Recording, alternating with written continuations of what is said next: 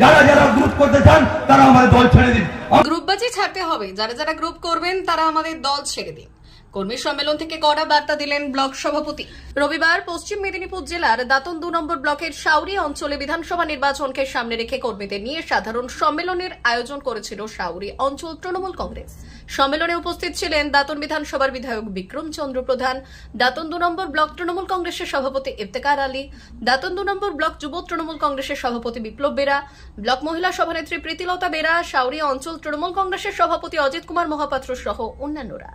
এই দিন সম্মেলন থেকে দলীয় কর্মী ও নেতৃত্বদের উদ্দেশ্য করে ব্লক সভাপতি বললেন, মমতা বন্দ্যোপাধ্যায়ের উন্নয়ন নিয়ে বাড়ি বাড়ি যেতে হবে। যারা মনে করছেন আমরা যাব না বাড়িতে বসে গ্রুপবাজি করব, প্রথমে তো গ্রুপবাজিটা ছাড়তে হবে। যারা গ্রুপবাজি করবেন তারা আমাদের দল ছেড়ে দিন। অনেক নেতাকেই 2024 সালে খুঁজে পাওয়া যায়নি, মহিলা এবং যুবরা মিলে ভোট করিয়ে দলকে জিতিয়েছেন। এমনই মন্তব্য করলেন ব্লক তৃণমূলের সভাপতি ইফতেখার আলী। আমরা কি নিয়ে যাব? আর আপনারা মানুষের কাছে যান, স্বাস্থ্য সাথী নিয়ে যান, মমতা বন্দ্যোপাধ্যায় উন্নয়নের প্রকল্প লক্ষ্মী ভান্ডার নিয়ে যান, রূপশ্রী নিয়ে যান, কন্যাশ্রী নিয়ে যান। একটা বিজেপি বাড়িতে গিয়ে যান, যখন বিজেপি আপনাকে প্রশ্ন করবে কেন তৃণমূল কংগ্রেসকে ভোটটা দেবেন, তখন আপনারা জিজ্ঞেস করবেন আপনার মেয়ের সময় যখন আপনার মেয়ে যখন বিয়ে হয়েছিল তখন মমতা বন্দ্যোপাধ্যায় কন্যাশ্রী এবং রূপশ্রী করে দিয়েছিল, তাই জন্য আমরা মমতা বন্দ্যোপাধ্যায় ভোটটা চেতে এসেছি। যখন আপনার ছেলে স্কুলে যায়, মেয়ে আপনার স্কুলে যায়, তখন সাইকেলটা নিয়ে যায়, সেটা মমতা বন্দ্যোপাধ্যায় দিয়েছে। যখন মাসে হয় আপনার অ্যাকাউন্টে টাকা ঢুকে যায়, তখন মমতা বন্দ্যোপাধ্যায় দেয়। যখন আপনার কেউ আত্মীয় স্বজন বা স্বামী মারা যায়, তখন 2 লক্ষ টাকা পান। বলুন আপনারা যারা বিজেপি করছে তারা কি ডেথ বেনিফিটটা পাচ্ছে কিনা? 2 লক্ষ টাকা। প্রশ্ন করতে হবে। আমরা যাব না, আমরা নিজেরা বসে গ্রুপবাজি করব।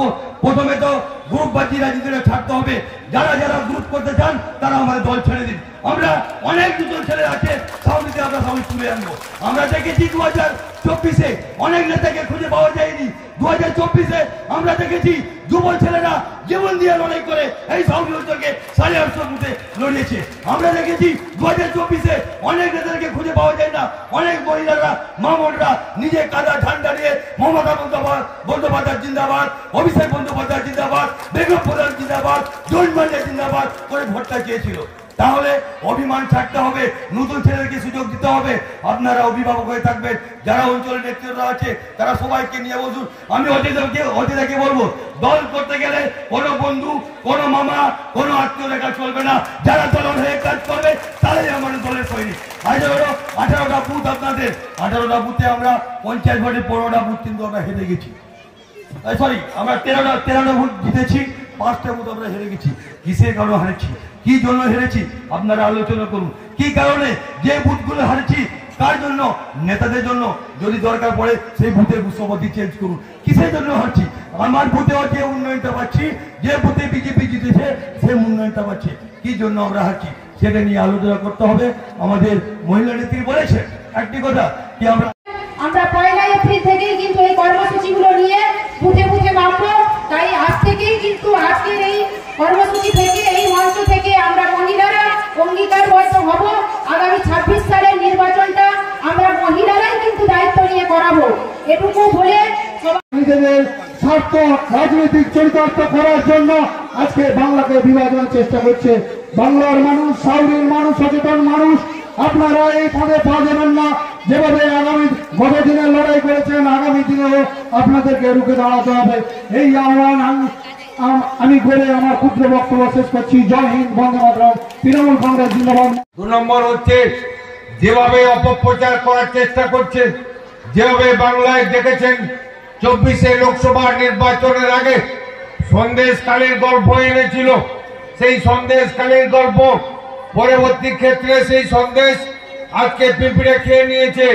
আজকে সন্দেশকালী যখন রেডিওতে, টিভিতে, খবরের কাগজে প্রকাশিত হতো, সারা বাংলার মা বোনেদের যেভাবে সম্ভ্রম নষ্ট করার চক্রান্ত বিজেপি তারা করেছিল লোকসভা নির্বাচনের আগে, যে তারা লোকসভা নির্বাচনে এই সন্দেশকালী সুখে ধরে তৃণমূল কংগ্রেস মমতা বন্দ্যোপাধ্যায়কে ক্ষমতা থেকে উৎখাত করার চক্রান্ত করেছিল বিজেপি।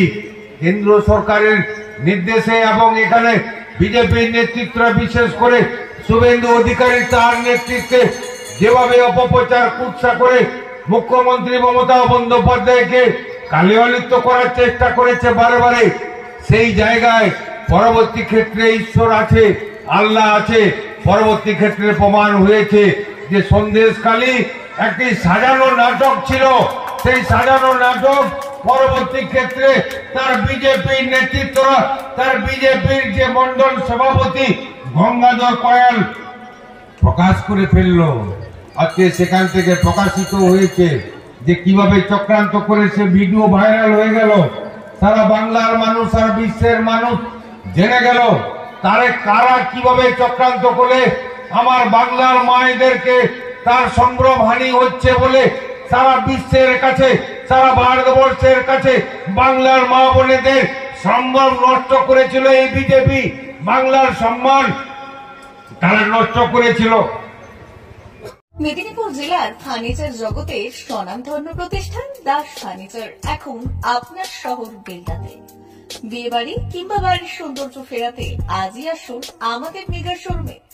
শপিং স্বাদ পূরণ করবে মেসার্স দাস ফার্নিচার, বেলদা কেশরী মোড়, হসপিটাল যাওয়ার রাস্তায়, বিএসএল অফিসের পাশে, পশ্চিম মেদিনীপুর। এখানে পাবেন নিজস্ব কারখানায় তৈরি সমস্ত প্রকার কাঠের ও স্টিলের ফার্নিচার।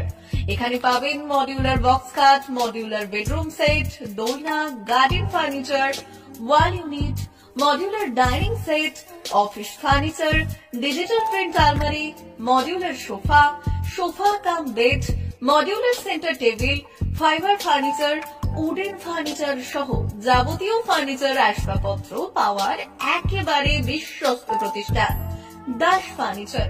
দাস ফার্নিচার এখন আপনার শহর বেলদাতে।